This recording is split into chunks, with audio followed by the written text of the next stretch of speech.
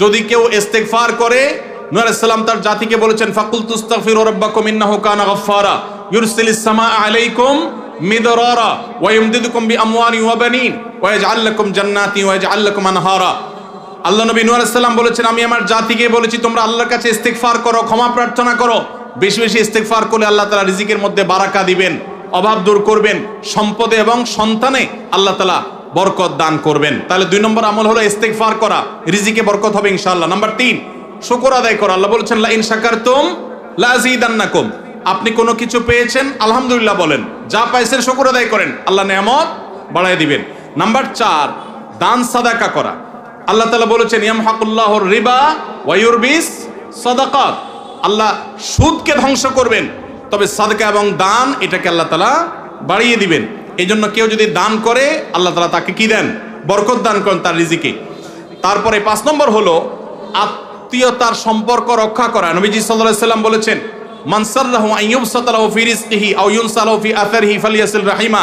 যে ব্যক্তি চায় তার আত্মীয়তার সম্পর্কে, যে ব্যক্তি চায় তার হায়াতে বরকত হোক, তার রিজিকে বরকত হোক, সেই জন্য আত্মীয়তার সম্পর্কের সাথে সম্পর্ক ভালো রাখে, আত্মীয়দের সাথে অর্থাৎ রক্ত সম্পর্কে আত্মীয়দের সাথে যেন সম্পর্ক কানেক্টেড রাখে, বিচ্ছিন্ন না করে, তাহলে তার রিজিকে এবং হায়াতে বরকত হবে। সর্বশেষ আরেকটা আমল বলতে চাই, সেটা হলো খাবারের ক্ষেত্রে একত্রিত হয়ে বসে খাবার খাওয়া। এই সুন্নত আমাদের সমাজ থেকে বিদায় হয়ে গেছে, আমরা অনেকে জানি না। আবু দাউদের একটি হাদিস বর্ণিত হয়েছে, নবীজি সাল্লাল্লাহু আলাইহি সাল্লামের কাছে এক ব্যক্তি বললেন, হে আল্লাহর রাসূল, আমরা খাই কিন্তু অনেক খাওয়ার পরেও পরিতৃপ্ত হই না, পেট ভরে না, খাবারের চাহিদা পরিপূর্ণ মিটে না, কারণটা কি? নবীজি সাল্লাল্লাহু আলাইহি সাল্লাম বলেছেন তোমরা সম্ভবত আলাদা আলাদা প্লেটে খাও, আলাদা আলাদা সিঙ্গেল সিঙ্গেল খাও। তখন নবীজি সাল্লাল্লাহু আলাইহি সাল্লাম বলেছেন তোমরা সবাই একসাথে খানা খাবে, আল্লাহ তাআলা তোমাদের খাবারে বরকত দান করবেন। একসাথে খানা খাবে এবং বিসমিল্লাহ বলে খাবে, এই 2টা কাজ করলে আল্লাহ তাআলা তোমাদের খাবারে বরকত দান করবেন। এই জন্য ভাইরা, বাসা বাড়িতে এক প্লেটে স্বামী স্ত্রী 2 জন আছেন, এক প্লেটে খাবেন। বাচ্চাদেরকে নিয়ে বড় প্লেট নিয়ে খানা খাবেন, এটা সুন্নত। নবীজি সাল্লাল্লাহু আলাইহি সাল্লাম উৎসাহ দিয়েছেন, কিন্তু আমাদের সমাজ থেকে এটা এখন হারিয়ে গেছে, নাই বললে চলে। আমরা সবাই যার যার মতো খানা খাই।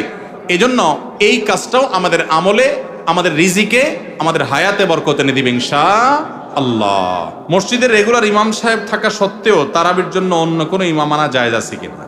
আনা যাবে, কোনো অসুবিধা নাই। এই প্রশ্ন সব বোধহয় ইমাম সাহেবরা বাউ করে দিছে, সব তাদের স্বার্থের প্রশ্ন। ইমাম সাহেবরা দেয় নাই, তাহলে মুক্তাদির ইমাম সাহেবকে মহব্বত করেন, টাকা দিবেন না, কিন্তু ইমাম সাহেবদের পক্ষে প্রশ্ন করবেন। মাশাআল্লাহ, এটা কেমন মহব্বত হইল? যাই হোক ভাই, ইমাম সাহেব যদি ভালো হাফেজ না হন, তেলাওয়াতের সৌন্দর্য আহামরি না থাকে, বাহির থেকে হাফেজ নিয়ে আসলে কোনো অসুবিধা নেই। এটা কোনো কথা না যে ইমাম সাহেবের পিছনেই নামাজ পড়া জরুরি।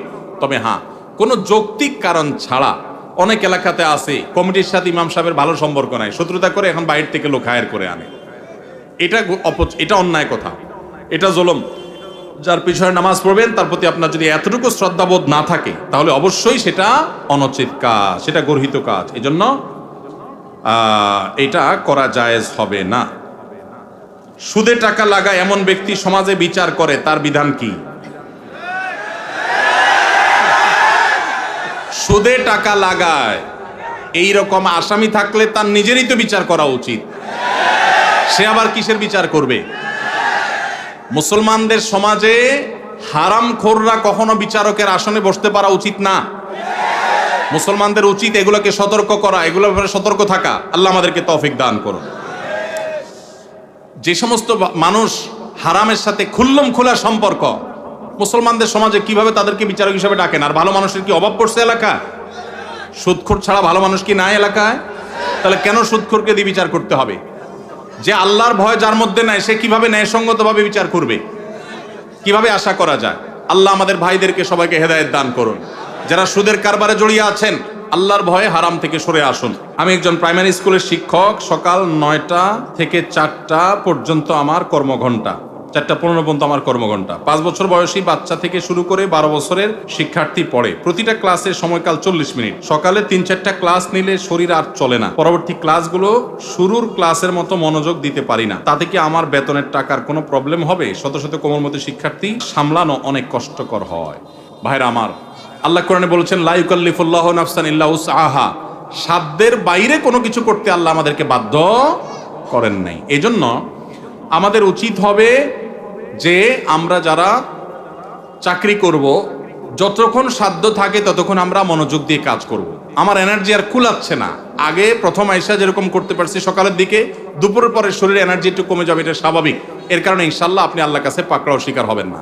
যদি আপনি ইচ্ছাকৃত গাফিলতি করেন, মোবাইল টিপাটিপি করে সময় নষ্ট করেন, বাচ্চাদের ক্লাসে দেরিতে যান, তাহলে সেজন্য আল্লাহর কাছে জব দিয়ে করা লাগবে। কিন্তু আপনার এনার্জি কমে গেছে, প্রথম ক্লাসের মতো মনোযোগ আর ধরে রাখতে পারছেন না, এর কারণে আপনি গুনাহগার হবেন না।